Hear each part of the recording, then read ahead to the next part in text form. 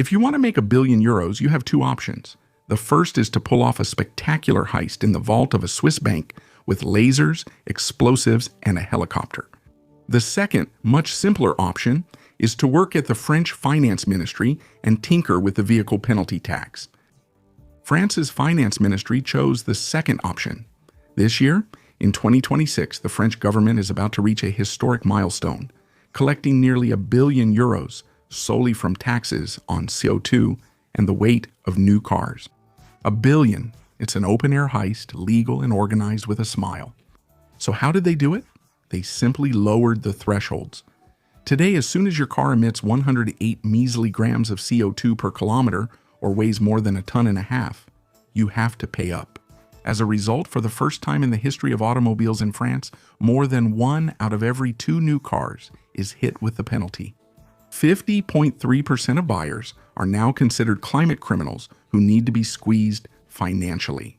So you might think serves them right, they're probably billionaires driving Porsche 911s or Ferraris. Well, think again. The Porsche 911 with its penalty that can reach up to €80,000 isn't even in the top 10 cars that bring in the most money for the state. Its sales have collapsed. No, the real jackpot for the state comes at the expense of regular people. Do you want to know which car brought in the most money for the tax authorities in the first quarter of 2026? The absolute champion, the golden goose for France's finance ministry, is the Peugeot 5008. Yes, a family SUV, the car you buy when you have 3 kids, a dog, and you need to carry strollers and grocery bags. On its own, the 5008 generated nearly €8 million in taxes in just 3 months. Its entry-level version, the lower-output hybrid with 145 horsepower, gets hit with a CO2 penalty and a weight tax that easily exceeds €1,700. And if you go for the plug-in hybrid version, which is heavier, the weight tax comes close to €5,000. So the government is massively profiting at the expense of families who just need space. Because let's be honest, nobody buys a 5008 out of passion for the model.